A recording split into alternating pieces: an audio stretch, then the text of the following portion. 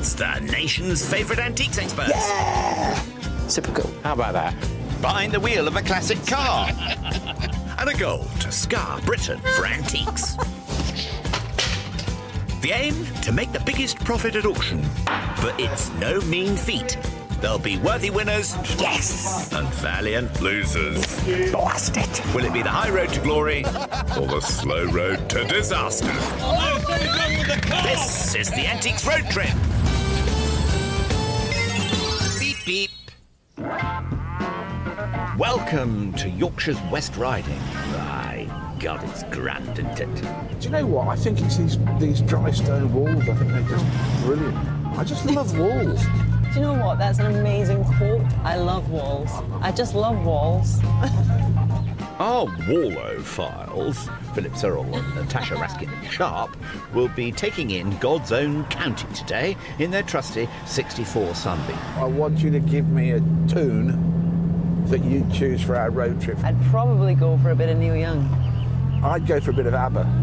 You go for ABBA? Money! Yeah, he's gloating, and with good reason. Last time out, an attack of the wobbles left Natasha with a last-minute panic buy. Right, okay, where do I start? While a detour to a funeral parlour landed Philip with some ecclesiastical brass. I'm going to shake you by the hand on that. Okay, don't. My pleasure.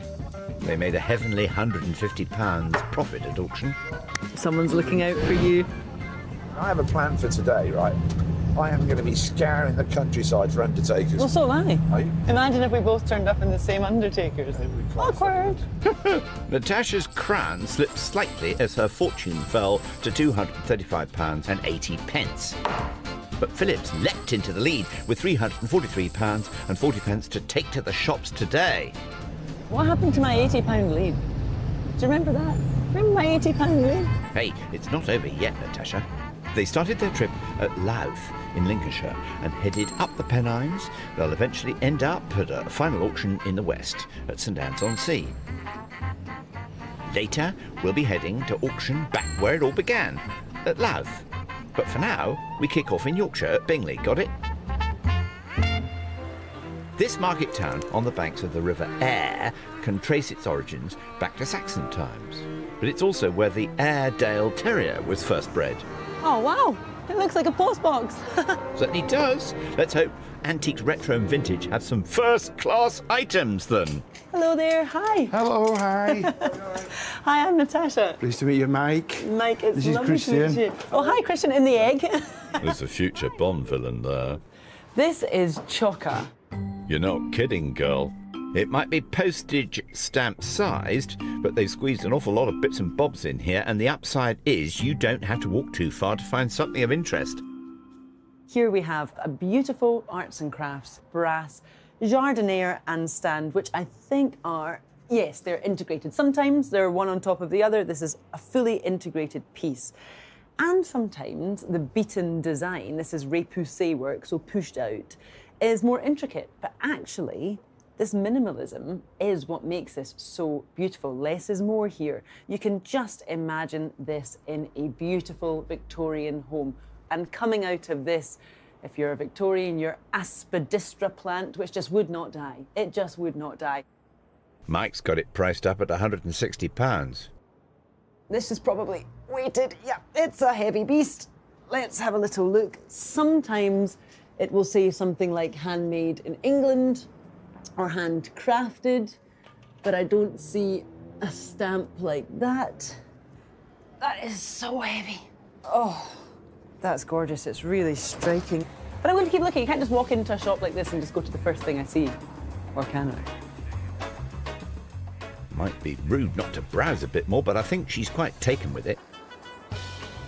Meanwhile, Philip has motored on. He's pointed the sunbeam towards the neighbouring village of Cullingworth. And given that this is sheep country, his first retail opportunity is in this former wool mill. Tasha went teeny, Phil's going large. Hi. I'm Philip. How are you? Oh, hi, I'm Helen. Good Welcome to see to you. Antiques at the Mill. Wow, you've got a lovely centre here, haven't you? Thank you very much. We try and do a bit of everything. Well, I only want a bit of something. I'll go and have a look round. I think he's going to have to put in a fair amount of legwork here. 12,500 square feet packed with interesting somethings. Oh, I like those. Now this is salt glazed, a process where they basically chuck salt into the kiln, and it gave this finish here. And there is a bit of a recurring theme to this road trip, because we bought almost part of the house, got bricks.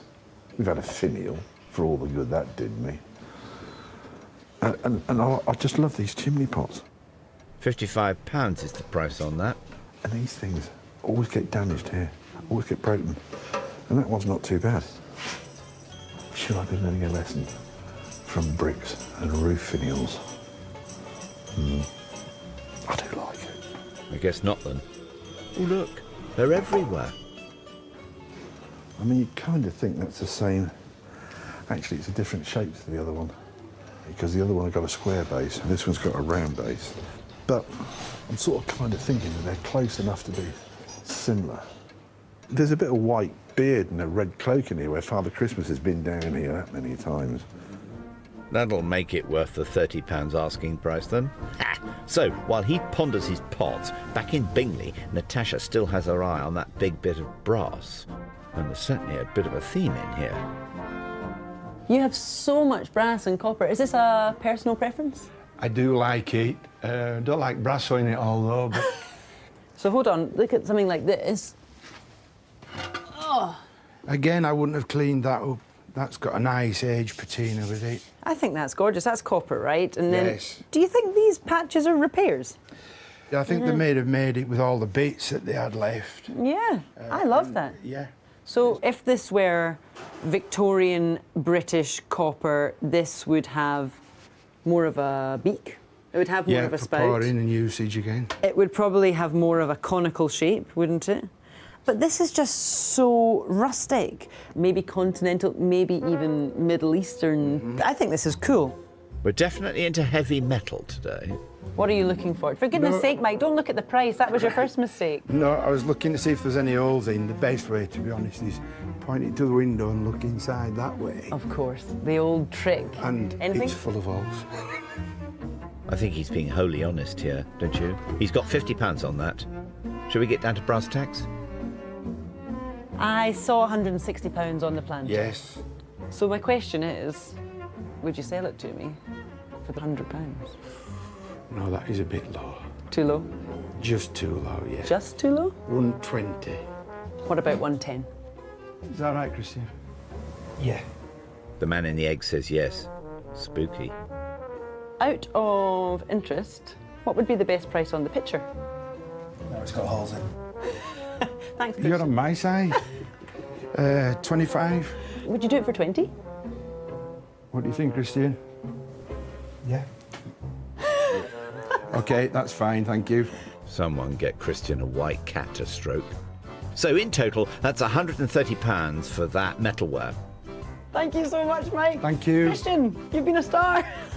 From the egg. Goodbye. Bye-bye. It's a double yoker, that is. Right, back to Mill, where Philip is still finding new things to pique his interest. One of the things I love about the business, you know, auctioneering, is the way things have changed. And today, you send people emails notifying them when there's a sale, and you send them a catalogue and all the other stuff in the world. Those are the days, look. The old auction poster. So this is from Manor Farm, Sladhooton in Rotherham. And there was some valuable surplus household furniture, a chestnut nag mare, poultry and appliances. Sounds like your kind of sale, Phil. £55 on that. I love all that stuff. The thing is someone in Lincolnshire going to want to buy a poster that relates to a farm sale in Yorkshire? Well, do you know what? Sometimes you have to go with your heart, don't you? He's an old romantic, isn't he? In the meanwhile, those two chimney pots he was looking at earlier have now been formally introduced. What do you reckon, Phil? Do you know what? Actually, nothing like one another at all, are they? Look at them. But hey-ho, I still think they're quite fun. Time to talk money. Helen, I don't think you've had a look at those chimney pots, but they're clearly not a pair, are they? Not really. One is slightly larger than the other. What did you say the little one was priced up at? It's £30. Yep. The bigger one on the ticket says 55, but for you I can do it for 50. Yeah, right, so that's 80. Well, I could do, if you were buying an unmatched pair, Yeah. we could do 70, would that? Okay. And what about this poster, which I love that poster? That's got £55 on it. We could do that one for 45. So that's 115, isn't it? And if I bought all is. three? To give you a chance of a profit, I think we can do those for 100 for the three.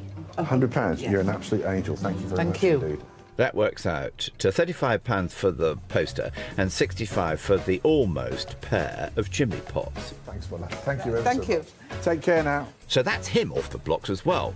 Let's make track, shall we? Natasha, meanwhile, has trotted along to the pretty market town of Hebden Bridge. At one time, it was known as Trouser Town, thanks to the number of clothing manufacturers hereabouts. But Natasha's taking Shank's pony to this unobtrusive workshop to find a horse of a different colour. Haha, greeted by Pegasus himself. Hello. Hi, you must be Steve. Oh, hi. Hello, Tasha. Lovely to meet I'm Steve. you. Yeah, pleased to meet you. Steve's been making and restoring rocking horses for over 30 years now and is something of an authority when it comes to these rather fine beasts. It goes back as far as people have had an interest and use of horses. And ever since we developed wild horses into creatures that helped man, we've been making miniature ones for our children to play on and use, I suppose. Eventually, as time progressed, becoming, as an item, similar to that. The hobby horse. A hobby horse, yeah. This is a good one. This is a cleverer one with a modern plastic wheel. It's got a leatherette ear, and it's got an all-purpose, very good quality mop. That is a mop, isn't it? It doesn't quite, evoke the idea of riding on a horse, but it's a good start. Yeah, and nothing much changed, I guess, until the 19th century and the mass ownership of horses, and children had to have horses to learn to ride as proper equestrian training devices, and that's how rocking horses come to be what they are today. Oh, really? Quite So sophisticated. Not just for play, but to get one used to sitting on a saddle, as it were. Some of these horses had removable bridles to get children used to tacking up, and real horsehair for their manes and tails to practice grooming. But most importantly, it allowed budding riders to safely get a feel of being on horseback. Time for a bit of a gallop, I think. I've only been riding a few times, but as I'm sitting here talking with you and rocking on the horse, it really does feel like the real experience. It feels safe, it feels good. Yeah, you've got the right balance now. And this style with all the metal brackets, etc., as opposed to the U-shaped rocker, which would you say is the more popular? Originally, the horse that's sitting just behind us, the bow rocker horse, was definitely the first thing that came along in the 19th century. They lost popularity around about the turn of the century, and along came these horses on the swing stand that we're sitting on now riding. These beautifully handmade toys were expensive to buy and would have adorned the nurseries of well-to-do households. In fact, Queen Victoria herself had a role to play in popularising these playthings. When she went off to open George Dock in Liverpool, she called into a long-established rocking horse maker, and she chose for herself a rocking horse, and then she was asked, how would you like it painted? And she chose one of her favourites, a grey, a dapple grey. And from then onwards, dapple grey was the firm favourite of people in this country. Rocking horses have largely fallen out of favour as children's toys, and so Steve's magnificent creations are mostly sold to collectors. But he's also kept busy bringing well-loved antique horses back to their former glory, and it's always handy to have an extra pair of hands. Okay, here we go. I am quite scared because someone is probably paying you good money for this restoration. Most people just go for it. They dip the brush in that. They pull about half a pound of glue out on the brush and start splashing it all over. It goes everywhere. You've done it meticulously, carefully. Now you're going to put it in place. Press it up against that edge. It's a bit footery. We're happy with it in position. Behind you, there's a little tin. Oh, Bring the nail straight out. away we tack. Yeah. Can't believe you're letting me do this. Feel it going through? I can. Yeah, keep going. Secure it into the woods.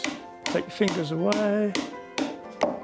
Steve. Wow, absolutely fantastic. Thank you so much. Thank you. I'm going to go out on a high. I'm going to Couldn't leave have the better. saddle to you. Thanks for your help. Employing a slightly speedier mode of transport, Phil is supposed to be heading for the Minster town of Halifax. But he must have taken a wrong turn somewhere, because he seems to have arrived in the Piazza San Marco in Venice. What is going on here? Peace Hall. This magnificent Georgian structure was built for cloth makers and merchants to buy and sell lengths of fabric known as pieces, hence the name. It's now home to Phil's next port of call, Owl's Emporium. We do like an emporium. Hi, I'm Philip. How are you? Hi Phil, I'm Simone, nice to meet you. Can I call you Nina? You should get over it. Just get out of here. He knows how to make a good first impression, doesn't he? Old smoothie. It's all laid out very cleanly in here, no need to rummage, but is there anything in this myriad of cabinets that speaks to our man? Already, they're making me feel like I'm at home because there's 3 bits of Worcester porcelain here. Now, if you're superstitious like me, the peacock is a really unlucky bird because the peacock's feather is the devil's eye. If you have the peacock's feather in your house, like it's mega unlucky, and the world will collapse around your ears. So that's got a little peacock on it. It's in a pine tree, and that's a fairly well-known Worcester decoration. But by and large, a vase with a peacock on it is roughly 2/3 the price of a vase with a pheasant on it. How bonkers is that?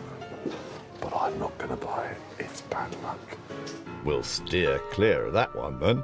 Anything a bit luckier? Can I have a look in 20, please? You can. Those 3 bits in the bottom. Oh, dinosaur poo. Now, don't smell it, Phil.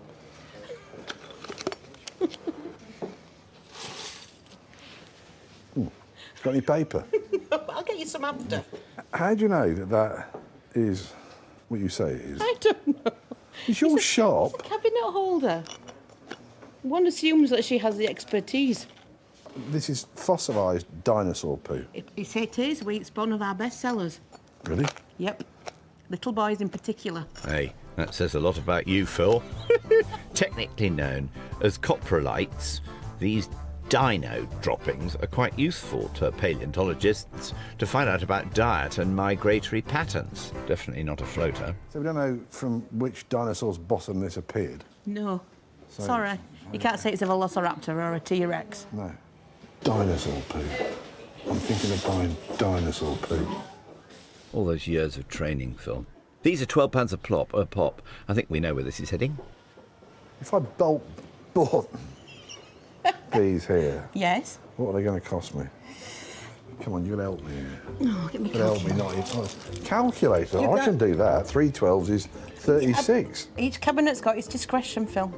25 quid. 20. Just shake my hand. Working twos, thank you very much. He should have worn rubber gloves.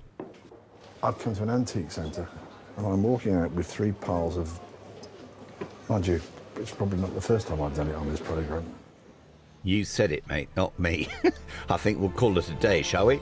Time to regroup and head off to pastures new. I can tell you one thing, I haven't found an undertaker's. Did you actually look? Yeah, of course I did. Yeah, just wait till he tells you what he did find. Nighty-night. Wash your hands.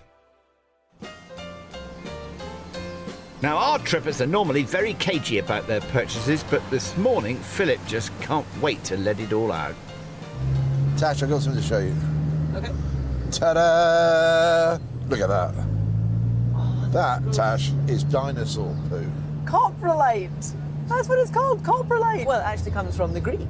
The light part comes from lithos, which is stone, so copro must be poo. It's like stone poo or something, fossilised poo. She's quite expert on poo, isn't she? Actually quite a good looking poo. Because I've seen these before and they just look like lumps and it's quite hard to believe, but ain't no denying. Lordy. As well as that dinosaur doo-doo, Philip bought an old auction poster and a couple of chimney pots. Actually, nothing like one another at all, are they? And he still has the princely sum of £223.40 to play with, the silver fox. Natasha was no slouch either, picking up a rustic copper vessel with holes in and a brass jardiniere, Yeah, it's a heavy beast. leaving her with £105.80 to spend today, hopefully on something more pleasant than Phil's prized possession, but you never know on this show. Can we talk about something else now? There's another nice wall, look. Isn't that a lovely wall? That's a good wall. Actually, Yeah. do you know, that's just kind of in my peripheral vision. Yeah. I think you can cover that up. Yeah, I think I will actually. It's making me feel a bit queasy. Yeah, well, you bought it. Later, we'll be heading to that Louth auction, but first, Natasha has gone solo and made her way to the merry city of Wakefield. Her first port of call today is the old curiosity shop. Let's hope it lives up to its name. Hello, hi there, I'm Tasha. Hi, I'm Les. Natasha, nice to meet you. It's lovely to meet you. This looks really, really full of antiques. Where should I start, Liz? I would start at the beginning. At the very beginning and work my way around. And I'm working way around, I would. It's a very good place to start, so the song goes. I always do as I'm told. Very wise. She'll need all the help she can get because this place goes back quite a way. I wonder what gems she can unearth amongst all these cabinets. Charles Clement Pilling is a good maker of silver. Let's have a look at these.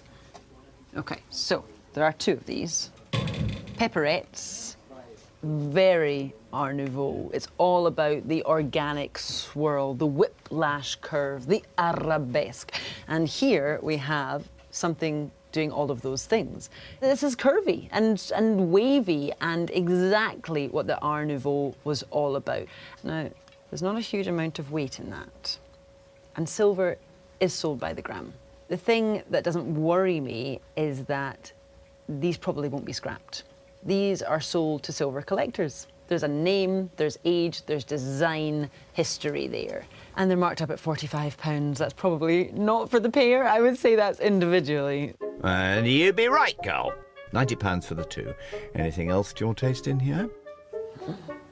That is super cute. Look at this tin plate gramophone. Portable, made for play, but actually would play a tune quite nicely. There's even a tiny...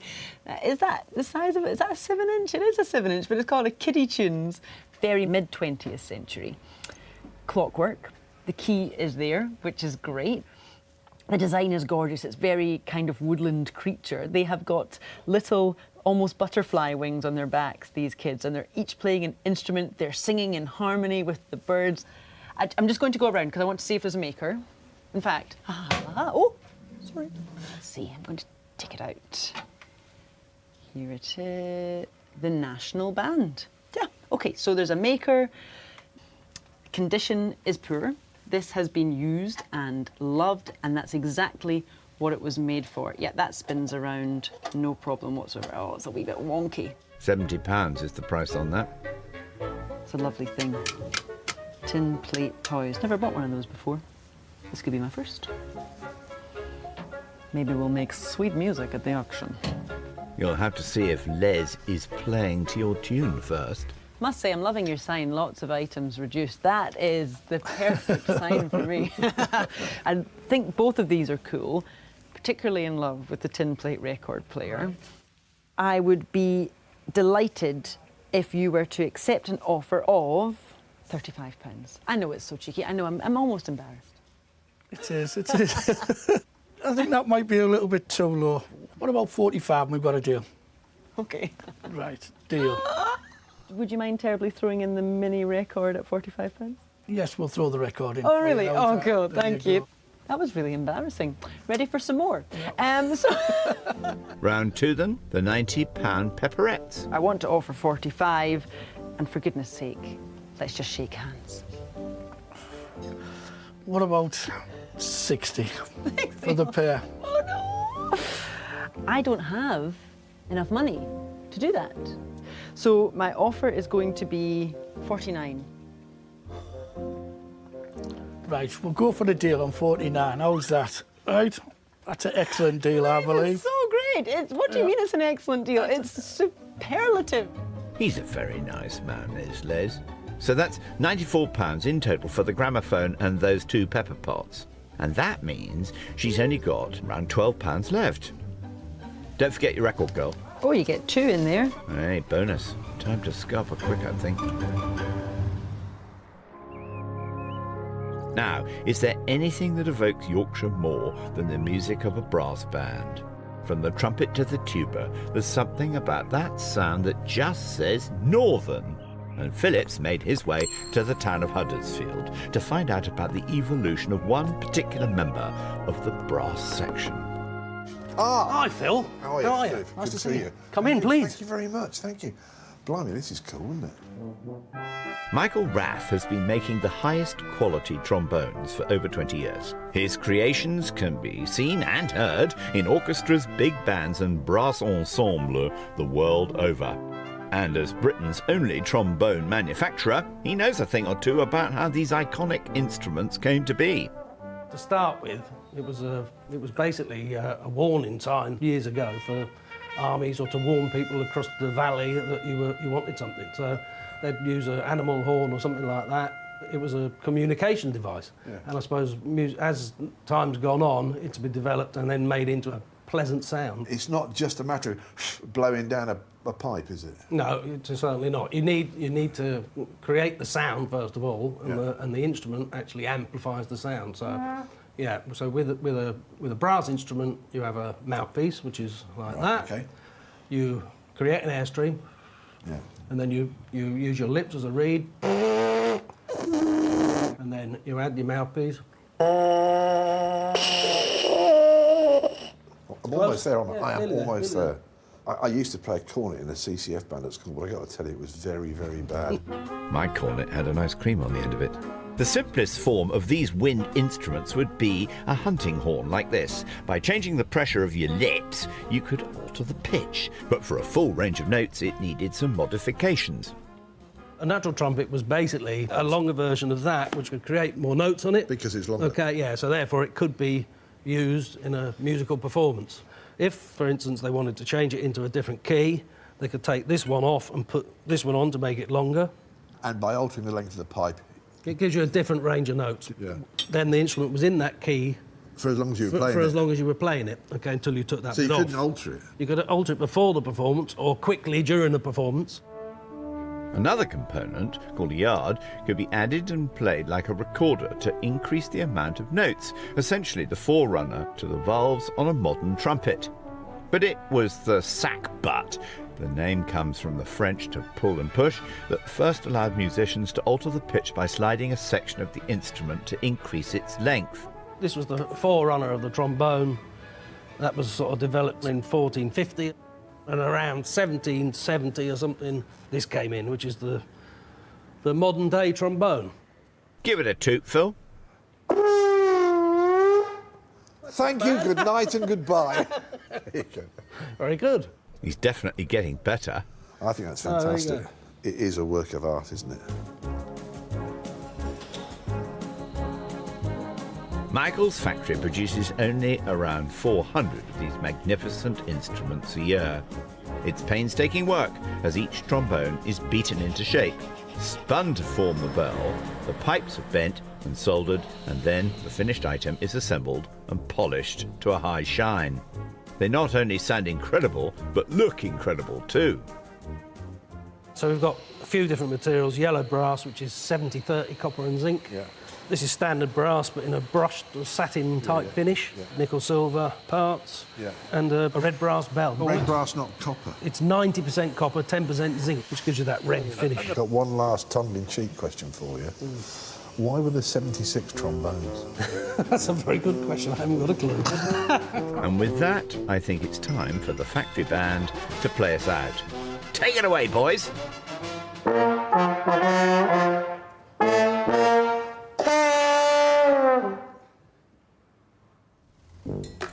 Now, after that brief musical interlude, our Tasha's heading for the last shop of this leg in Barnsley. How's it going, old girl? I'm okay, but I've painted myself into a little bit of a corner. Just slightly. With only £11.80 left, let's hope that the Barnsley Antique Centre will be good to you. Throw yourself on their mercy, eh? Excuse me, Daniel. Yeah. I think a heart-to-heart is what I'd like to have with No you, problem at okay. all, of course. Are you a good listener? I am. I find myself with £11.80 Right. in my back pocket. Yep. And Daniel, I'm sorry to tell you, that's my whole budget. That's your lot, right. Would you mind terribly going to source 2 or 3 items that I could take to auction for that price? Yeah, I'll take a look around for you. Would you mind terribly? No, I'll do the same, no, and then yeah. maybe we can meet up in a few minutes. £11.80. £11.80. Right, very good. Thank you, sir. I shall start looking for you. Good idea. Rope in some local help. And look, our other happy shoppers pitching up. And with over £220 to work with, you can find your own antiques, mate. I quite like that. Do I quite like that? I like what it is. It's a piece of parry ware, which is a biscuit porcelain that's really designed to look like it's marble. Named after the Greek island of Paros, which was famed for its marble. So that's going to date somewhere, 1860, 1900, something like that. And it's so out of taste. I mean, that is proper old school. Let's have a look at it. The key thing is condition. If you want to see a really good example of Victorian slush, there it is. Do I like it? Actually, I don't know. I think it's pretty dreadful. Which begs the question, why are you looking at it then? There are still collectors for these figurines, but it's not as popular as it was. And with £150 on the ticket, I feel a haggle coming on. Rachel? Rachel! Are you ready for a really cheeky offer? Does she have a choice? I'm a very cheeky offer's 50 quid for it. 50? Yeah, that's made you wince, hasn't it? Right. Just, yeah, it has a bit, actually, yeah. Yeah. I think it might be a call to the dealer for that one. Go and have a mooch. Do you think that's my colour? I know it's not your size. Oh! He only wanted something to go with his scarf. Back to that Parian figurine, and the dealer has dropped his price to £65. 20 years ago, that was such a really lovely collectible thing. I'll tell you what, £65. Yeah. I've kind of got a feeling I'm going to buy it off you.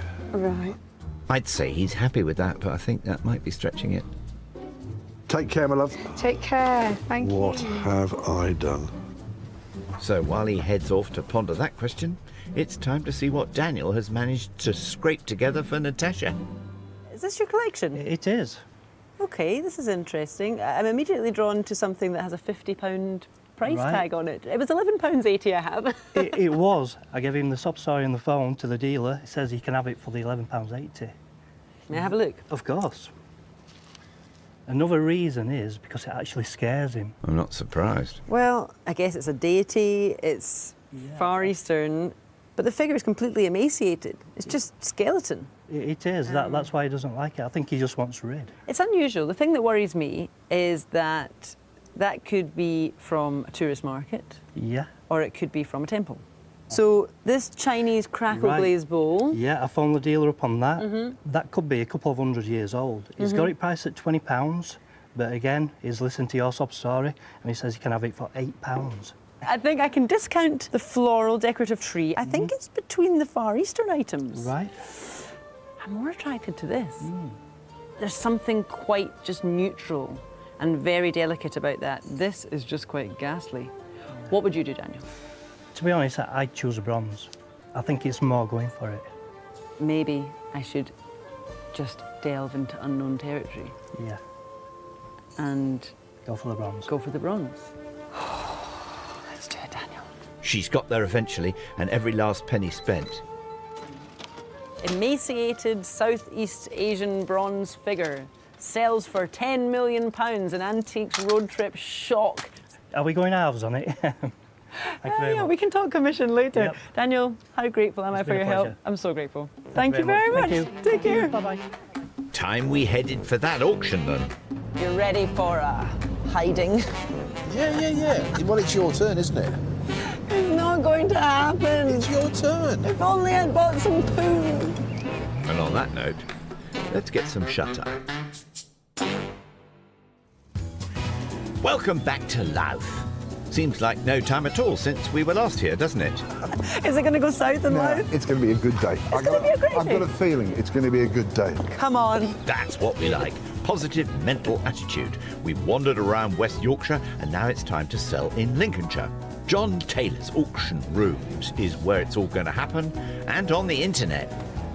Philip shelled out £185 on his 4 auction lots. This is by far the coolest thing that Phil's bought. An auction poster from the early 1920s. Yeah, I'm a wee bit worried about this one because I would definitely give this house room. Natasha blew the lot. All £235 and 80 pence of her budget on 5 lots. Bless her. Do you know these things are so specialised? Oh, I haven't got a clue. They could be worth thousands of pounds. So much. Or it might not even be worth thousands of pence. I haven't got the first idea. But it's quite a good-looking little thing, isn't it?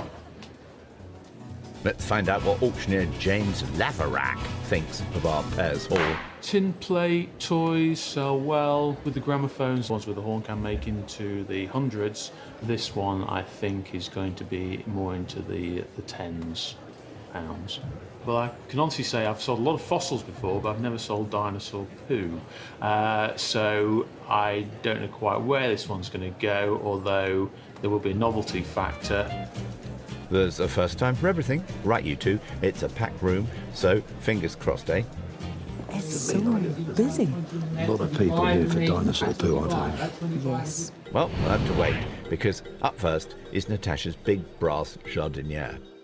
I'm straight in there with a commission bid of £20 at 20, at 20, at 25, 35, 40, 5, 45 on the net, at 45, 50, still got 55, at 55, 60, 65, at 65, 70, all on the net at 70, 75, at 75, 80, at 80 bid, at 80, I'm coming back to the room at 80, at £80, and I'm going to sell at 80.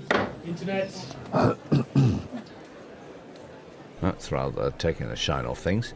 I absolutely thought that was lovely, and I would have liked to have owned it. Well said, that one. His chimney pots are up next. Santa's beard thrown in for free. Do you know what? I have a soft spot for chimneys. You do? I know. I think I need help. 30 straight away on the net, at 30, at 30, we're away, at 30. 35 in the room, at 35, 40 on the net, at 40, 5 in the room, at 50 on the net, at 50, at 55, back in the room, at 55. I can feel the colour draining from your face here. At 55, yours, madam. If only they'd both been the same, eh, Phil? Do you know what? I thought I was on a winner there. Natasha's second bit of metalware now, and doubles as a sip. 10 bid, 10, thank you, Maxine. 10 bid in the room at 12. Good old Maxine. 16 bid at 16, 18 on the net. 20, 5 bid on the net. 30 in the room at 30, at 30. 5 on the net. 40. See, you're away to the races here. 40, 5 on the net. 50 in the room at 50. 5, we're still going. Have 60 anywhere. £55 and it sells. That's good. Internet. It's better than good. Our first profit today and more than double what she paid. Auctions are so strange. Well, let's see if this one has a taste for Victorian slush. You know when you sort of regret things in life?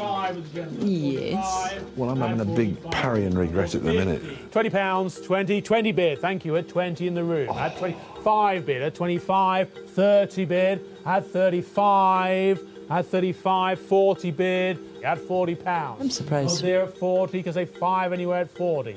At £40 and we sell and at 40. I'm genuinely surprised. I'm genuinely not. He's inconsolable. Bad luck. Yeah, 20. thanks for that. 25 with a lady at 20. Time for Tasha's bargain Buddha. Hidden treasure or tourist trash? I've seen these before on this programme make a lot of money and I'm rather nervous about it. £20 I'm asking, 20 bid, thank you sir, at 20, at 20, 25, at 25, 30, 5, 40, 5. Something's definitely happening. At 50, shake of the head at 50, 5 I've got on the net, at 55, 60, 5, fresh bidder, 65, 70, at 75, 80, 5, 90, at 90, with the gentleman at 90. At £90 and we're selling then at 90. Well done, you. I don't think Natasha can comprehend it. Must be divine intervention. No, that's brilliant. He said through gritted teeth. Phil's auction ephemera next. Will it make more than a chestnut nagmare? The profit would be nice today. 10 bid, at 10, at £10 bid at 10, at 10. At 10, the bid's in the room at 10 is I at don't quite know what they say. At £10 and we sell. Hand at the back. 112. Oh dear. No love for Yorkshire auctions in Lincolnshire. What do you say to that, Phil? I know what I'd like to say, but I don't think they'll film it. 30, at 30. Fair enough. Will Natasha's gramophone hit the right note? £25 bid on this lot at 25. Right, we've jumped right up. We're £80 on the net at 80. At 80 Well bid, done. at 80, Well bid, done. At 80. 90 bid at 90. 5 bid at 95. 100. 110. 110 bid. should at be. 110. Well done, at you. 110. At 120 bid on the net. At 120. 130. 130 bid. At 130. At £130 and we sell. Internet. I'm chuffed. Brilliant. Well done. That's music to her ears. A superlative profit. You know, sometimes in this programme you really start to question if you know anything at all. At least I know something. Now, I never thought I'd say this, but all of Phil's hopes rest on a pile of ancient excrement. Well, I'm definitely in the doo-doos now, aren't I? The dinosaur doo-doo. The dinosaur doo-doos. Well, I'm straight and I've got a bid of £20 on this lot at 20. Had 25 bid at 25 on the net. 30, 35, at 35, at 35. At £35 a 40 anywhere. Worth more. £35. I'm very happy with that. Good work. Phew. You know what they say in Yorkshire? Where there's muck, there's brass. I'll claim no expertise in this subject. None whatsoever. Well, I am quite relieved. So was the dinosaur. Last up today are Natasha's twisty pepperettes. Also made £30. 30, 30. At 30. Bids on the front. 5 at the back. 35, 40. At 40. We're right on the front of 40. 5 on the net. At 45. Shake of the head. At 45. 50 on the net. At 50. At £50. Bid of 50. 5. 55. At 55. We're all out in the room at 55. At £55 and we sell. That's all right. Oh, yes, it's great. Definitely to Louth's taste. I think we can tell which way this auction went. Shall we go? Okay, I'll follow you out. And I'll do the sums. Philip started out with £343.40, but after some losses and auction charges, that sunk to £273.20. While Natasha had a barnstormer. She made, after auction costs, a profit of £100.40, so she races into pole position with £336.20. Thanks, Phil. Ever the gent, even in defeat. It's a beautiful day. Well, it might be for you. Yeah. Let me tell you, it's a little bit overcast from where I'm standing. But it's all still to play for. On the next Antiques road trip, I'm very much the underdog now, Natasha. we're battling down to the wire. And that is the very, very, very, very, very best price. 70 Shake quid. hand, quick, quick, quick. It'll be nail-biting stuff. Gosh darn it.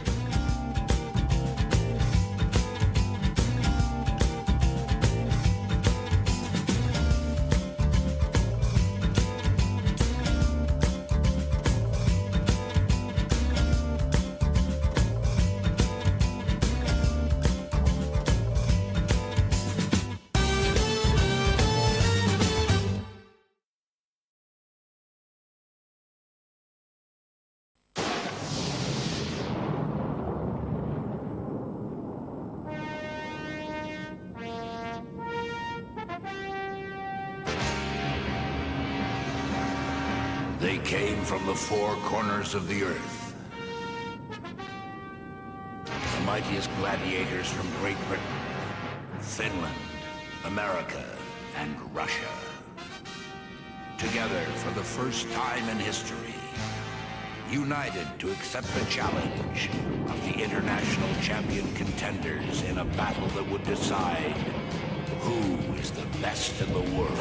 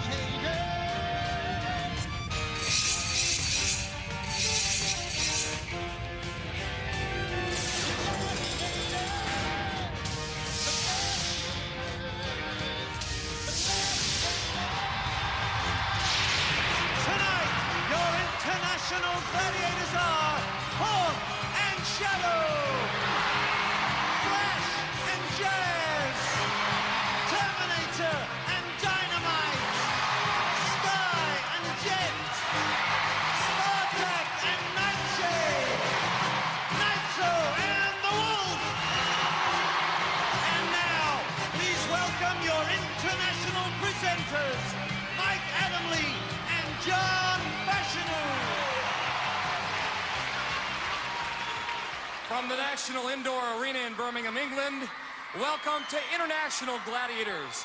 Along with English football star John Fashanu, I'm Mike Adamley.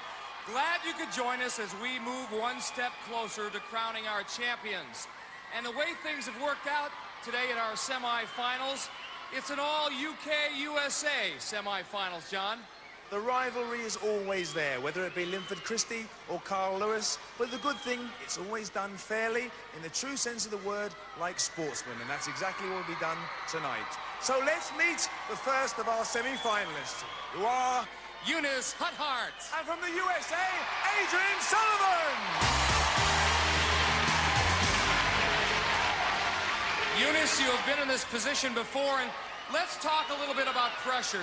You're a world champion kickboxer. You were third in the worlds just a year ago, so you know what it's like to be under the microscope. Will that help here? Yeah, it'll definitely help. It's like each time you compete in a high-pressured environment, you learn to take that pressure in a better way each time. So each time, even each time I'm coming here, competing here, I'm learning to cope with the pressure and enjoy it. That's the important part. I'm enjoying it more and more as it goes on. You've got a lot of fans over there with Eunice t-shirts. That's got to be a big boost for you. Yeah, that's one thing I've got to say. Thanks to my husband, my parents, my daughter, all my relatives over there and all my friends. I need you, and that's what's helping. Eunice, best of luck in the semi-finals. Eunice Huthart.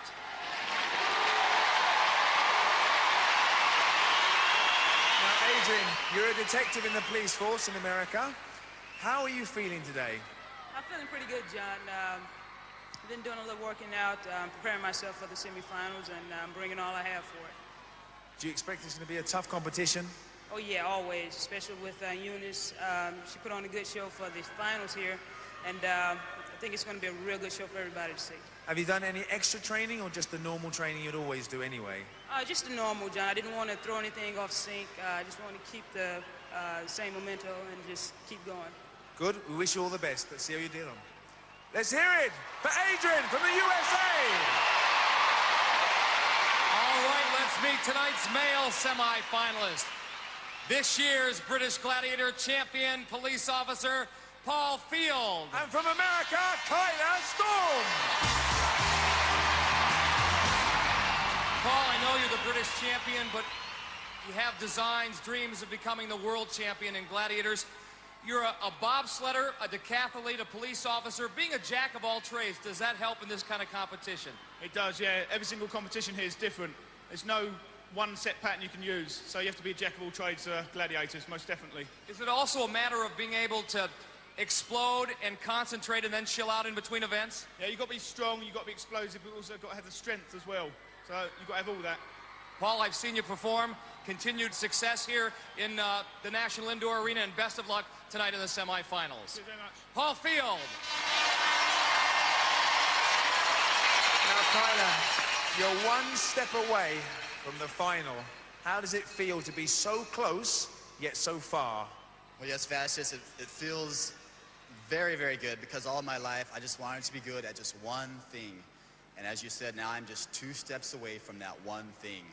And if I can get this down, my life and this goal has been completed, so I can go on to the next goal. Just remind us again, what do you do for a living? I am a trainer, a motivational speaker for young athletes. I work with a bunch of clubs throughout the U.S. I train their kids, a bunch of acrobatic kids, gymnastic kids, track kids, and we add some fun to their lifestyle, and we just do things together, and we find different ways to make them as best as they can be. Kyla, we wish you all the best. Off you go. Get yourself ready. Kyla Storm from the USA. So, let the games begin. Event 1, the wall. Over to you, Mike. All right, thank you, John. On the wall, contenders have 60 seconds to make it to the summit. They are given a 7-second head start. The women will start things off. British contender Eunice Huthart will be chased by American Gladiator Sky. Following the USA's Adrienne Sullivan, hot on her trail will be British Gladiator Jet. Over to international referee John Anderson. America and Great Britain, you will go on my whistle. Gladiators, you will go on Larry's whistle. Look at Sky, John. She's 6'3" tall. Sometimes she doesn't even have to climb. She just reaches out with those long arms and pulls contenders off the wall. Absolutely. The job made easy for her. Here she comes now, almost reaching her with her first leap. Jet closing in on Adrienne. And Eunice Huthart has the Sky behind her. Eunice pulling away. 10 points hanging in the balance. Jet's got a toehold on Adrienne. Now all she has to do is climb up there and grab a piece of her. Look out, Eunice. Sky is right there as well, but she makes it to the top. 10 points for Eunice Huthart. Now it's all about Adrienne Sullivan and Jet, and it's all over. Jet peeled her off the wall, and Adrienne is not pleased about that. Congratulations, Eunice. What a time. I'd like to know what that time was. Well, it didn't feel, actually, both times I've done the wall, I've always scored 10 points on it. That didn't feel fast because there was 1 point. I didn't get me foot right, but I kept going because in Liverpool, you know, we climbed some drain pipes. Don't worry! What's it like with Sky chasing you? Well, since she did, all credit to Sky. I mean, she must have done it incredibly fast to get a foot to me. Bearing in mind, she's probably standing on the floor at the time because of the height of it, like. But I'm just made up. I got the top. I got 10 points in the bag. Well done, Eunice. 10 points. After one event in the women's competition, Adrienne Sullivan of the USA, 0. Eunice Huthart of Great Britain, 10. Our men contenders have their safety harnesses geared up properly. In the red uniform, British contender Paul Field. He'll be chased up the wall by the Terminator. In the blue uniform, Kyler Storm of the USA. Hot on his tail will be Shadow. Over to our referee, John Anderson. America. Paul Field beat Stas Shostak, the Russian, to get to these semifinals. Kyler Storm took the measure of Finland's Tommy Vuoristo, and a tough event for our big gladiators. That's right, Mike. It's a heck of a job to haul up 17.5 stone up 36 feet of wall, particularly after these fellas have had such a head start. 7 seconds to be exact. If I was Shadow and Terminator, I would just grab this structure and shake down the thunder. Terminator slips off the wall. That's probably what he's going to do, is shake it. Got no chance of catching Paul. And look at Shadow. Look at Kyler. Kyler Storm smokes up the wall. He'll get the 10. Paul gets 5 for finishing second. Great start. Both guys get up and over, but Terminator barely gets off the ground as he slips up the first hurdle. Kyler, great display. Thank you, sir. You like this one. You said this is your favorite one earlier on. Yes, I love the wall. I've been climbing a lot, growing up with the cliffs and all. And this is just an opportunity to do it again. And it worked for my advantage. I love the wall. Well done. 10 points. You were fast too. Maybe not quite as fast as Kyler, but you were fast. Did you know that Terminator had actually fallen off the wall? No, I didn't know. I'd missed a few handholds there. I'm a bit disappointed there. Well, never mind. You still got yourself 5 points. One usually doesn't feel sorry for the gladiators, but in this event, when you go about 250 pounds or 12, 13, 14 stone, Shadow, it is mighty difficult to chase these whippets up there. Yeah, they were very fast. But as you know, win or lose, it doesn't matter. I'm still Shadow. You are always Shadow. And we might remind our contenders 4 more events to come. That's right, that's right. The game's not over until it's over. Terminator, what about this? You have this event in Finland, and is it a difficult one or a good one for you? It's about the same, but I feel the same. I'm waiting for the hang tough. Hang tough and the more physical events. Sure, yeah. All right, Terminator, Shadow, we'll see you later on. After one event in the men's competition, Paul Field of Great Britain, 5. Kyler Storm of the USA, 10. So, moving on to event 2, Powerball. From Great Britain, using the red balls, is Eunice Huthart. I love the colour coordination of the gum shield there. And using the blue balls from the USA, Adrienne Sullivan. And guarding those baskets is our international gladiators, Flash, Jazz, and Nightshade. Jazz from the USA, Flash from Finland, and there's old Deadly. America and Great Britain. Ready! Gladiators, ready! Well, after 5 weeks of competition, you would expect the Gladiators to have honed their teamwork, but Adrienne and Eunice are terrific in this event. Let's play ball! And Adrienne Sullivan doing just that as she draws first blood. Flash takes down Eunice. Adrienne now, Flash again, another fine tackle. Nightshade will mark Adrienne. Knocks the scoring marker out of her hand. Eunice can't get that one to drop. Eunice meets Nightshade. Gladiators so far working in sync. Adrienne getting it out of bounds, but Eunice found that center cylinder. That's worth 3. She takes the lead. She came out of nowhere. There's Adrienne. And just misses getting 2 there. Had her helmet knocked off. Eunice coming back for more. And 2 points again. Adrienne slips away from Flash and she scores. It's 5-4. And not much time left on the clock. Oh, what a pile-up.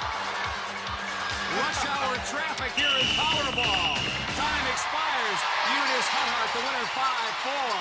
And you get the impression she enjoyed that.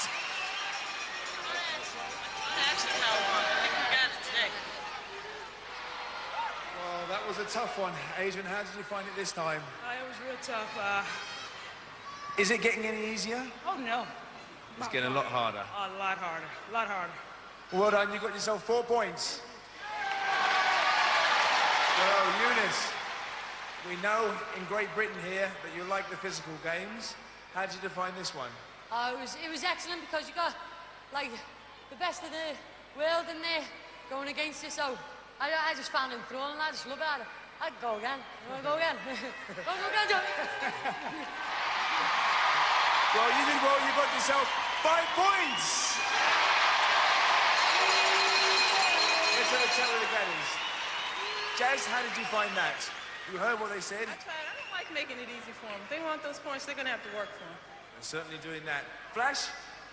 I think that was the toughest Powerball I've had here so far. It was a real good game, all as Powerball should be. Action and tackles. Well, we're 1 step away from the grand final. It's getting tougher and tougher. Nightshade? Yes, it's all action. I love Powerball. Play fair, hit hard, have fun. That's my motto. Well done, Gladiators. It was certainly a fair game. Let's hear it for them. Nightshade, Flash, and Jazz. After 2 events in the women's competition, Adrienne Sullivan of the USA 4, Eunice Huthart of Great Britain 15. On to the men's Powerball. From Great Britain, using the red balls, is Paul Fields. And from the USA, using the blue balls, is Kyla Storm. And they're going to be facing our international gladiators, Spartak, Hawk, and the awesome Shadow. He might eat somebody. All right, Powerball. That's why they pay me the big cash. Over to John Anderson. America and Great Britain. Ready! Fans are kicking up their heels. Ready! I think they're looking forward to this. Hawk from the USA ready. Spartak from Russia ready. Shadow from Great Britain. Let's go to it, guys. Kyler getting wrapped up by Shadow, but Paul Field gets away from Hawk to score. Kyla Storm brought down, but 2 points. Nice spin move. Hawk had him all wrapped up. Paul Field meets the Hawk, and he bounces off the rim. Kyler getting double teamed by Shadow and Spartak. Paul gets away to score. Kyler eludes the tackle. Slips by, misses, but Paul got one in there. Slipped in behind Spartak. Now he gets double teamed. Wham! And Kyler gets the full weight of Spartak on top of him. Paul, one more time. Shadow all over him. Slam dunk. How did he score there? Kyler got 2 as well. Don't close your eye or blink for a moment. So much action going on. We're down to 10 seconds. Both Paul and Kyler are going to have some serious carpet burns when this one is all over. Ah, did you see that? Kyler knocked the basket away from himself before he could dunk the donut. It's all over. 8-4. to Paul Field.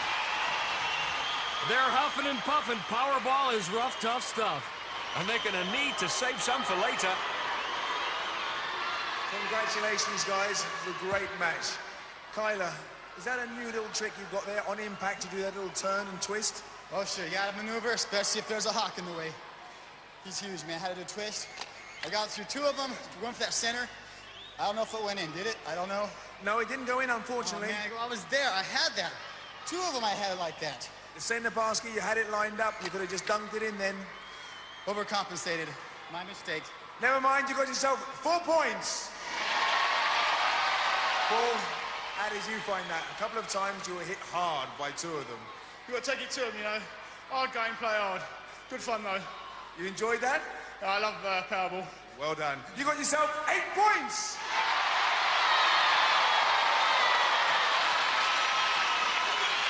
Gladiators made that a very exciting and fair game. Shadow? This is going to be one of the biggest tests for contenders.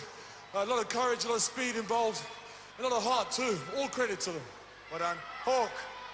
Fash, I tell you what, this is where we make a difference in this game. And this is where the contenders really prove themselves. Those 2 fellas, you got a lot of meat standing in front of you. Those 2 guys, they really came out here. They scored some points. We didn't want them to score. They scored too many. But we did a good game, yeah. It was a great game. Spartak? Great game. Lovely. Let's hear it for our Gladiators. Hawk, Spartak, and Shadow. After 2 events in the men's competition, Paul Field of Great Britain, 13. Kyler Storm of the USA, 14. As Spartak said, great game. And here's a great shot of Shadow with the twins, one for the family album. Well, that's the end of part 1. But don't go away, because we'll be back after the break when you can see some more exciting action on the International Gladiators!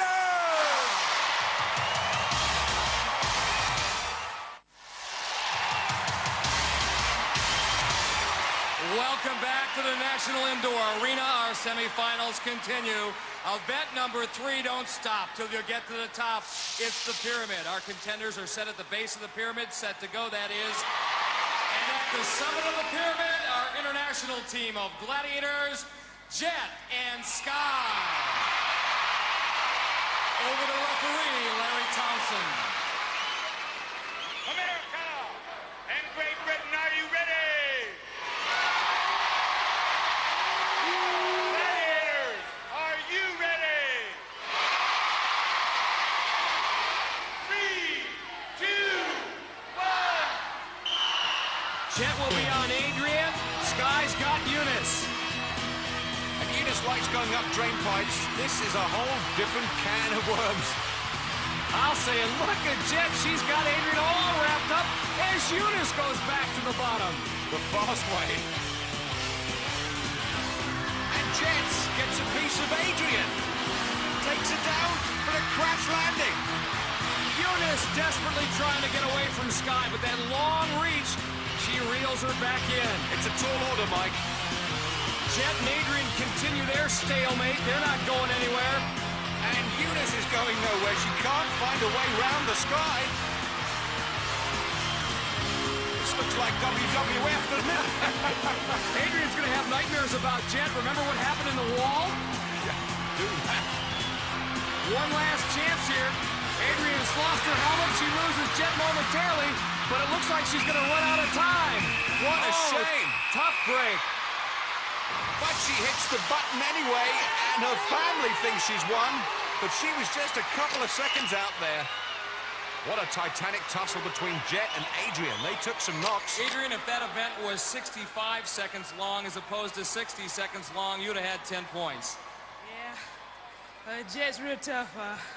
He just kept falling to the bottom and just ran out of time. I finally broke loose, made it to the top, but just didn't have enough time. Does one lose their sense of equilibrium when you go tumbling topsy-turvy, head over heels, all the way back to the bottom? Oh, yeah, you don't know which way to go. I always try to end up on top, but it doesn't work out like that all the time. Well, you're standing on 2 feet now. A lot more events to come. Keep working at it. Adrienne Sullivan from the USA. Eunice, I get the feeling that you'd like to be able to use one of your kickboxing moves up there. Sky with his long arms. That was a terrible technique. Now, what you want to do, right, is get your knee right on. I know, my technique's awful. Yeah. I looked up, I started going after we got the okay to go. I looked up, and I just seen this giant coming towards me. I thought, this girl goes on forever here. So I thought, I'm going to have to shake it off. And I was doing the okey-dokey. I was going that way. The only thing I was doing was turning around. But we had a good rough and tumble up there, and I enjoyed it. I love all that stuff, you know what I mean? It was just unfortunate I didn't get to the top. Well, guess what? After this is all over, we're going to let you and Adrienne throw the Gladiators down to the bottom. How about that? After 3 events in the women's competition, Adrienne Sullivan of the USA 4, Eunice Huthart of Great Britain 15. Guys are up next. Let's hear what Kyla has to say about Paul. Paul, I watched Paul. He's a very, very good athlete, and this will be a challenge of challenges for me because this man is an all-around athlete. He is fast, he is strong, and he does not tire easy. I've watched him. So I'll use him to keep up. I'll use him as a role model and to stay right next to him, and then maybe with just the slightest amount of luck on the eliminator course, I'll be able to pass him if he takes a stumble. But hopefully it'll be close through the competition. Kyler with great respect for Paul Field, and why not? Right now, however, Kyler with a slim 1-point lead. And have they paired these 2 guys up again, Wolf and Nitro? What's the deal here, John? I think they've become a double act. This is the Laurel and Hardy of Gladiators. Nothing funny about the 2 here in Pyramid.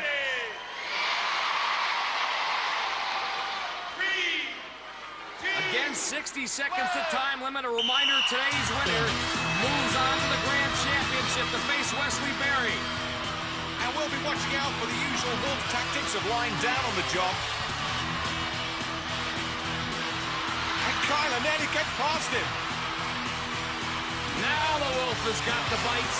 What a fall. 2 falls. Nitro and Wolf have got their act together. Uh-oh, look out. Paul's going to break away. And Nitro's got control of that situation as Kyla comes down to the ground floor. Gotta be frustrating if you're a contender to get thrown back to the bottom and have to start all over again. Look at this. Kyler has broken away from the Wolfman. He makes it, so does Paul. Wow. Now that's a first on Pyramid. Kyler touched first, Paul second by the narrowest of margins. And girlfriend Jennifer elated. Oh, Wolf, a little bit of afters. Good thing Kyler knows how to fall. Nitro enjoyed that. Oh, gives the same treatment to Paul Field. Nitro, at least you can be original, come up with your own style of roughhousing after the match is over. Now, fortunately, Paul and Kyler okay. Ready for the next assault, and talking of assaults... Does he do this all the time? All the time. This is normal stuff. After 3 events of the men's competition, Paul Field of Great Britain, 18. Kyler Storm of the USA, 24. I think we've created a monster here, the gruesome twosome. Your time will come. Your time will come, and you, Nitro. John Fashanu must be crazy to get back amongst these 2 guys. Nitro, 15.5 stone of trouble, and his running mate, the Evil Wolf. Event number 4 in the semifinal matchup. Hang tough, the ring game. First up for the contenders from Great Britain, Eunice Huthart. For the Gladiators, ready to fly high, Jet. Over to our international referee, Larry Thompson. Well, I guess this will split the loyalty of Eunice Huthart's daughter, Carly. Of course, her mother up there, but she's a big fan of Jet, and you can see why from these statistics. 3, 2, 1. Eunice wide-eyed and ready to go. Jet going right down the middle. Steering a steady course, Mike. And Jet traversing beautifully towards Eunice. Effectively cutting Eunice off. And Eunice has got her back to Jet. Mistake number 1. And right there is mistake number 2. Jet's got that scissors lock. Look out. Whoa! Jet losing her grip, and down she goes. And Eunice can't believe it now. There's a real chance of her getting to the other side. She's got 15 seconds left. If somehow, some way she can regain her momentum, she's got 10 points. She finds herself one ring, though, and running out of time fast, but she'll get those 5 points for hanging tough. And any points against Jet in this event unexpected. And there it is, Jet lets victory slip through her fingers, desperately trying to pull her down by the ankle. Next up, Adrienne Sullivan, her thoughts on the competition. Always optimistic about my ability and my skills, and I think I should fare very well. Today I know it's going to be tough. Even the first round was tough for me because it's a mental and physical thing within myself. It's going to be the same thing here. I'm not going to let the competition spook me out, anything like that. So I'm feeling very good about today's competition. Next up against Jet from the USA, Adrienne Sullivan. Over to referee, Larry Thompson. America, are you ready? And with Eunice starting to pull away, Adrienne needs points in this event desperately. And Jet will be looking to stop her in her tracks after that performance with Eunice Huthart.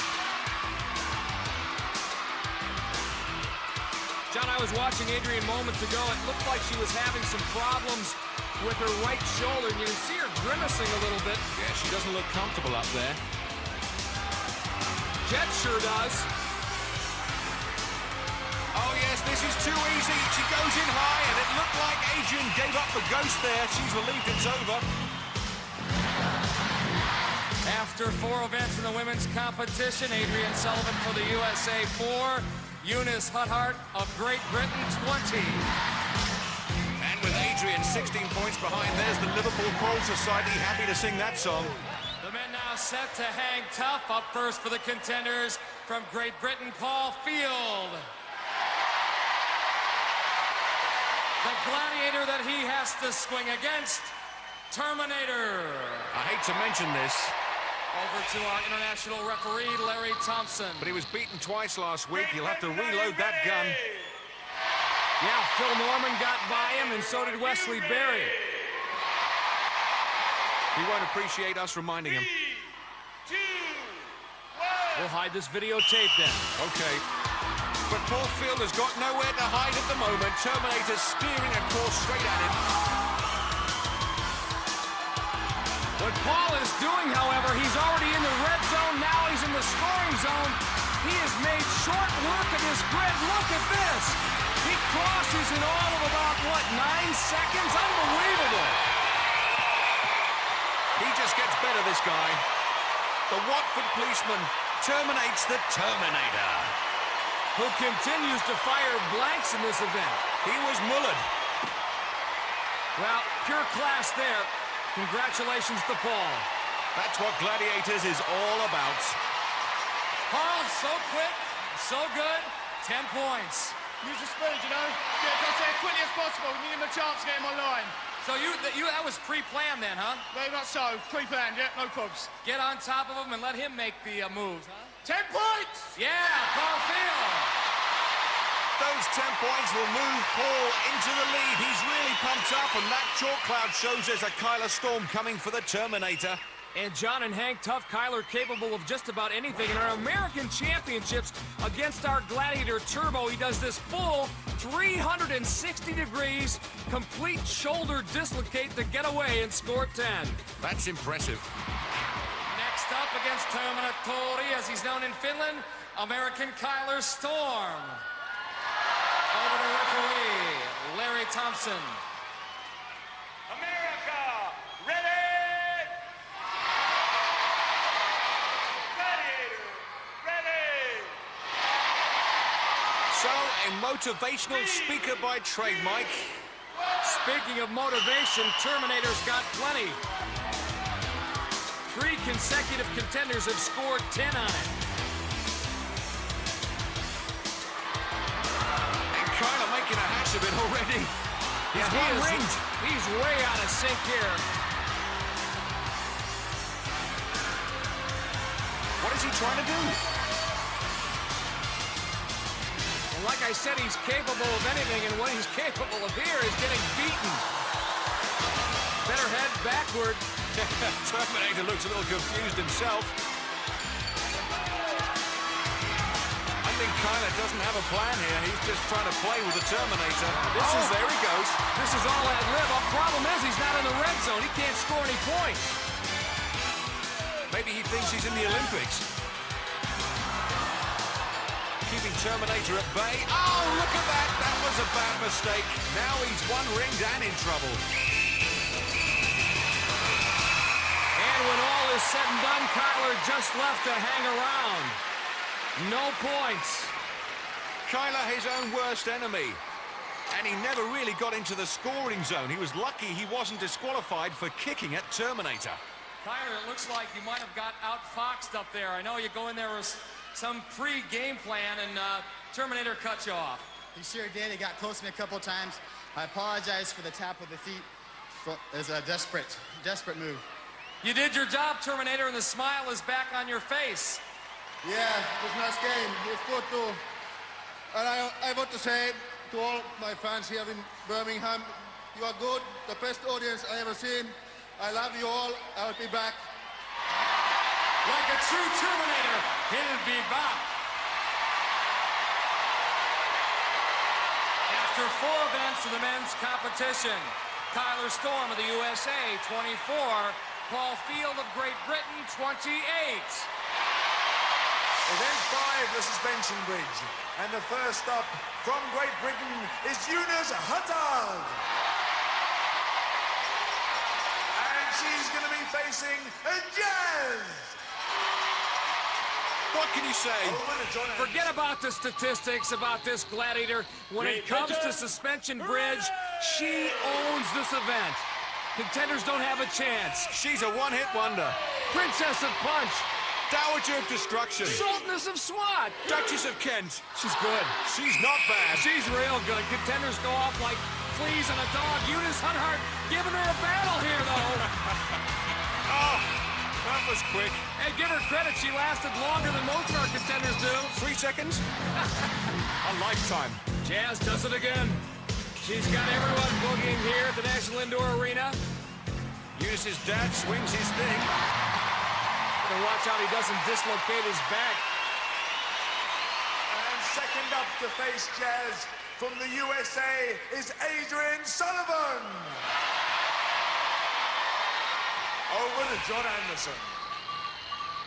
Adrienne, the police officer from Georgia, hoping to swing her thing, in this case the hammerhead, and come up with the upset. What can you say about Jazz that we haven't already said? Let's just watch. Enjoy, folks. In she goes. Some pretty fierce hand-to-hand combat. And whoa! What a surprise turn. But she's got to get to the other side and touch the other side. Well, she does that and stuns everybody. Got to see this again, Mike. What a turnaround. Congratulations, Adrienne. Done very well. Got to the other side. Got yourself 10 points. I was going to go into the eliminator with 4 points. Do you realize how hard it is to get past Jazz? Yeah, very familiar. Jazz is a major force back home on the American Gladiators, and I didn't think it'd be any different here. Have you hurt your arm? Well, I don't think so. Not on that one, but I heard it in practice when we were practicing here, and I just aggravated it during the preliminaries, and it just got worse playing today here.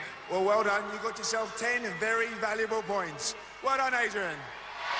When it comes to Jazz, you've got to improvise, and that's what Adrienne did. After 5 events in the women's competition, Adrienne Sullivan of the USA, 14, Eunice Huthart of Great Britain, 20. Next up, top cop Paul Field. His thoughts on facing the international gladiators. Well, luckily, when we go up against gladiators, we don't go up against British gladiators, so I know I'm not going to get shadow. or any of our guys. So I'm quite pleased there because our guys are pretty fast and pretty agile. And you've got Wolf, who's got the speed, and you've got Shadow, who's got the strength and the weight out there. And obviously all the other guys are again strong and fast, but these foreign gladiators are a little bit slower, most of them. So I'm glad I haven't got to face the British gladiators. On to the men's event. From Great Britain is Paul Fields. And he's going to be facing a Dynamite. Paul may want to take back that statement. He draws Dynamite, who's only been beaten once, that by Wesley Berry. You see his stats.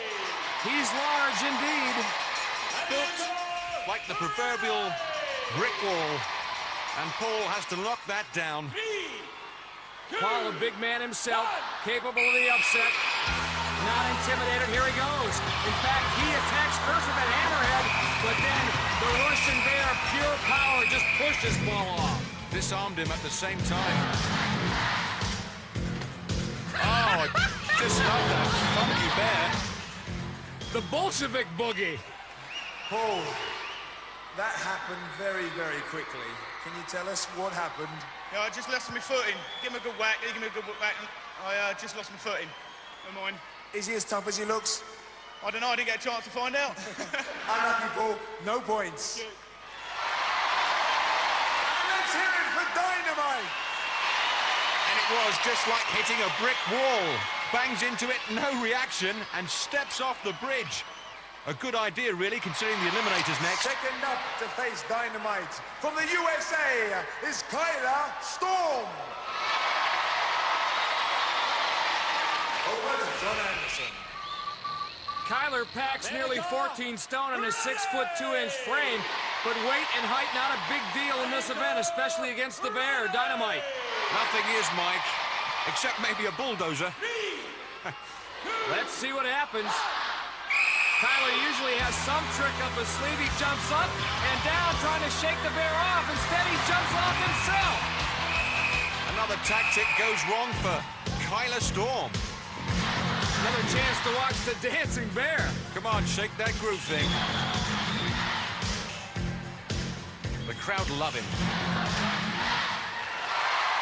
Kyla, unlucky. You know the reputation Dynamite's got. He's a tough character. Yeah, it was that big old grunt of his that threw me down, too. He had so much power behind that hit.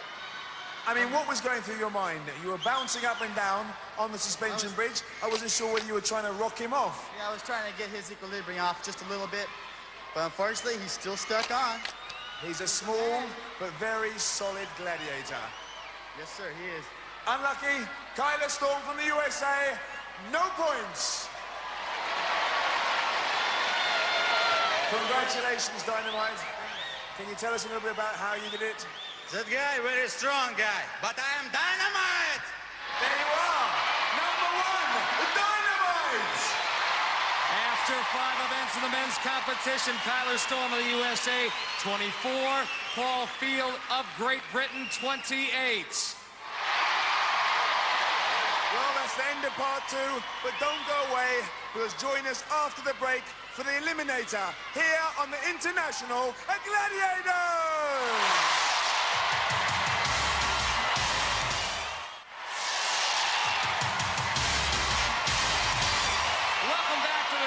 Indoor arena in Birmingham, and the run for it all about to take place in the Eliminator.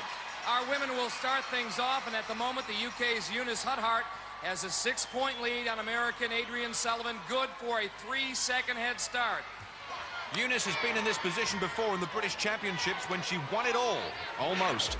Okay, as you know from the final in the British competition, I won this beautiful red Jeep that I was kissing and everything and hugging on the day. And I can't get insured for it. I phone an insurance company up, tell them my name, my age, and she's saying from Liverpool, can't get insured. It doesn't look like I'm ever going to drive my Jeep as well. Just going to have to sell it straight away. Shame, man. Well, Eunice can be a winner today. If she beats Adrienne Sullivan, she'll move on to our Grand Championship to face Kim Tyler, and they won't be able to take that away from her. Great Britain, you will go on my whistle. America, you will go on John's whistle. 3,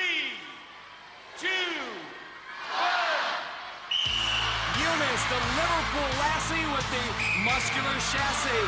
Trying to make the most of her 3-second head start on the American Adrienne Sullivan. And those 3 seconds, not the only handicap for Adrienne. She hurt her arm during training. Let's hope that doesn't affect her on the rope climb. Adrienne can't leave anything in reserve. There are no tomorrows. A spot in the Grand Championship on the line. Eunice Huthart looking good, looking great on the cargo net. Adrienne on the hand ladder has made it across. Now the rolling beam. And it's Eunice to the top. The liver bird will fly down the zip line. You know, this is no fair. Eunice is having far too much fun here. This is what the show's all about. You've got to enjoy it. Adrienne's mom, Vivian, holding her breath. Here she comes. And now, it's Eunice's to win. Look at her pump those arms and legs. She has made it. She has done it. She's going on to the Grand Championship where she'll face American Kim Tyler. and this brave Adrienne Sullivan from Atlanta, Georgia, pumps up the travelator for the US of A, a tremendous contender. No wonder they say America is the home of the brave. Eunice, congratulations. We will see you in the final against Kim Tyler. How do you feel? John, I just want to say one thing to the crowd today. If you know how to go in the final, clap your hands. If you know how to go in the final, clap your hands. Well done, Eunice. Another winner on the International Gladiators. John gets a kiss, Mike gets a cover. Where's the justice? Adrienne, I have this sense that deep down there somewhere you're glad this whole affair is over after the day you've had. Oh, yeah, Mike, I'm so happy it's over, but wish I could put it on the other side, but I can settle for this. I'm here with the International Gladiators, with the very best, and I'm proud of my performance here. Well, you're a police officer. You don't make excuses, and I know you have a lot to say to Eunice Huthart. Eunice, come on over here. Two great contenders, Eunice and Adrienne. Well, what an exciting final there's going to be. But right now, we're going to take a timeout. I think England has an abundance amount of history that if anyone has the opportunity to visit England, they should. This is my first time here, but I'm going to be back many, many times. It's a little bit chilly. The weather could be warmer, but it's lovely. I've enjoyed every moment here. I love England. I love this country. God save the Queen. Welcome back, and we are ready now for the men's eliminator race. And the matchup between Kyler Storm and Paul Field couldn't be much closer. Right now, Paul has a 4-point lead, good for a 2-second head start. And I know you know that's not much of a lead. No, I'm not going to be looking back, just going to be looking forward and focused. Just think of what I'm doing, not anything else. Paul, best of luck. Kyler, throwing caution to the wind, I imagine. Yes, Mike, I'll be focusing also. I'm going to give this the best I can do for the USA. I'm going all out. Winner moving on to the International Grand Final to face off against Wesley Berry. Paul, Kyler, good luck. Great Britain, you will go on my whistle. America, you will go on Larry's whistle. This should be good. Two very talented athletes. 2, 1. Paul Field attempting to stop an All-American final. But here comes the Storm, Kyler Storm. But if you remember, Kyler last time out really messed up on the rope climb. Not going to make a mistake here. Look at Paul motor on that hand bike. Kyler doing the same. Across the rolling beam they go. Paul Field on the cargo net. Kyler's girlfriend, Jennifer, going wild. Giving him plenty of support, and he's making up ground real fast. This one's going to the wire. Kyler falters a bit as Paul comes whizzing down that zip line. Shortly followed by Kyler, and keep his balance. No, he comes off it. Off the balance beaming wet. Kyler Storm has taken the lead. The Travelator will decide it all. And down goes Kyler. Paul Field has taken it to the final. Who'd have thought it?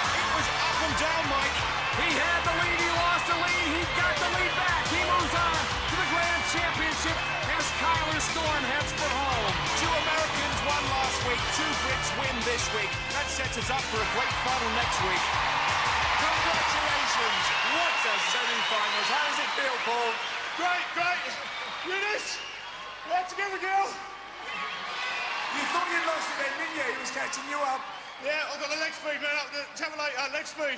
Well done. We'll see you both in our finals. It's here for Paul and Eunice. Kyler, you couldn't ask for much more. You had a chance to win it for yourself, and it went by the boards. By the boards, Mike, as you say. It's just that darn treadmill. Well, okay, I'm happy. I still got to hang with the big boys. When did you realize you might have a chance to catch up with Paul? Well, I saw him fall off his balance beam. And then from there, I said, well, heck, he went all out once, I can do it. Overcompensated, my mistake. Well, I'll tell you what, you were a great contender. You put on a great show here at the National Indoor Arena. I know you want to shake hands with that man. Nicely done. Kyler Storm, Paul Field. And Paul Field going on to the International Grand Final, where he'll face American Wesley Two Scoops Berry. Let's relive that drama again. One of the most exciting eliminators I've ever seen as Paul Field loses his balance on the beam and Kyler takes advantage. But then he trips over down the travelator and Paul Field books his ticket to the Grand Championship final. So that's our story from the National Indoor Arena in Birmingham, England.